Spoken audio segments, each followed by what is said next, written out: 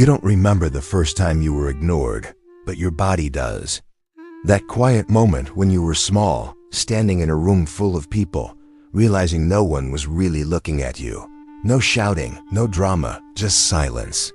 And somehow, that silence hurt more than any harsh word ever could. If you've ever felt invisible, even when surrounded by others, stay with me, because this story might feel uncomfortably familiar. Imagine a child sitting at the edge of a living room, holding a thought they're excited to share. They wait for the right moment, watching adults talk over each other. Minutes pass. The moment never comes. Eventually, the child learns something powerful and dangerous. Speaking doesn't always mean being heard. This is where the psychology of the ignored child quietly begins, not with trauma that's loud, but with absence that's constant. An ignored child doesn't usually grow up angry at first. They grow up observant. They read faces, tones, pauses. They become experts at sensing moods, because attention was scarce, and survival meant learning when it was safe to exist. Over time, that child stops asking for things. Not because they don't need them, but because needing feels pointless. That's the tragedy of it. The world sees a quiet child, but inside, there's a storm of thoughts with nowhere to land. Before we go deeper, if this kind of psychology and storytelling speaks to you, make sure you like this video and subscribe to the channel. It genuinely helps, and it also tells me you want more content like this. Now let's continue. When neglect is emotional rather than physical, it often goes unnoticed. The child is fed, clothed, sent to school. From the outside, everything looks fine. But emotionally, there's a void. No one asks how their day really was. No one notices the subtle change in their eyes when they stop trying. The child learns that love is passive, something you might receive if you're lucky, not something you can expect. As years pass, this ignored child starts forming beliefs about themselves. I'm not interesting. I don't matter enough to interrupt. These thoughts don't arrive as words at first. They arrive as feelings, a tightening in the chest before speaking, a hesitation before sharing joy. Slowly, self-expression feels risky. Silence feels safer, and silence becomes a habit. What's unsettling is how this pattern follows them into adulthood. The ignored child becomes the adult who overthinks every message before sending it, the one who apologizes for existing, the one who gives endlessly, hoping someone will finally notice and stay. They may even downplay their own pain, because deep down, they learned that pain doesn't earn attention anyway. But here's the twist most people don't talk about. The ignored child doesn't just crave attention. They crave to be understood without having to beg for it. That's why surface-level validation rarely satisfies them. Compliments feel temporary. Praise feels suspicious. They're always waiting for the moment it gets taken away.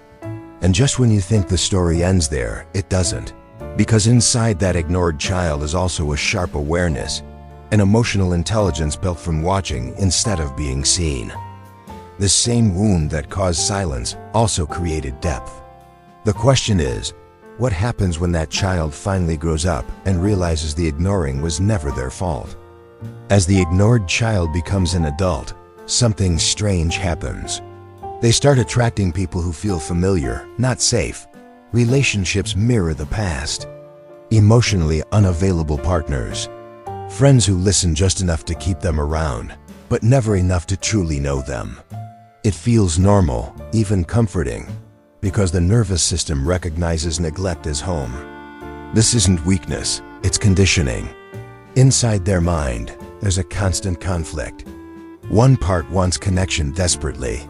Another part fears it deeply. So they test people without realizing it. They go quiet to see who notices. They minimize their needs to see who insists. When no one does, it confirms an old belief. See, I was right. I don't matter that much. This cycle tightens. What's heartbreaking is how capable they are of love. Ignored children often become the best listeners. They remember details, they feel deeply, they show up.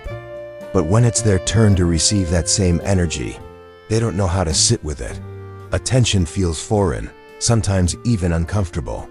So they push it away, then feel abandoned all over again. There's also a hidden anger that rarely gets discussed. Not explosive anger, but quiet resentment. It leaks out as sarcasm, emotional distance, or sudden withdrawal. The ignored child was never taught how to express needs safely, so when those needs go unmet, the pain turns inward. Anxiety, numbness, and chronic self-doubt often take root here. Healing begins when awareness enters the story. The moment you realize that being ignored shaped you, but it does not define you. That the silence you adapted to was a response, not a reflection of your worth. This realization is unsettling because it means the problem was never that you were too much or not enough. It means you were simply unseen by people who didn't know how to look. Reparenting yourself becomes essential. Learning to ask without apologizing. Learning to take up space without shrinking.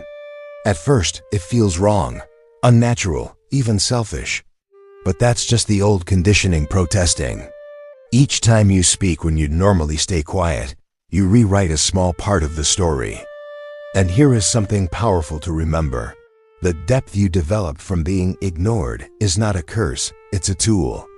Once you pair that depth with self-validation, you stop chasing attention and start choosing connection, real connection. The kind that doesn't require you to disappear to keep it.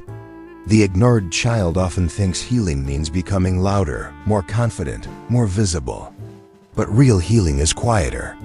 It's the moment you no longer feel the urge to prove your existence. It's when silence becomes a choice, not a defense. That's when the past loosens its grip. If this story resonated with you, I'd really love to hear your thoughts.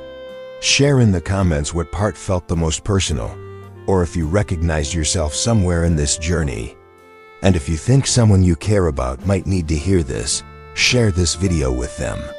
You never know who's been carrying the weight of being ignored, waiting for someone to finally understand.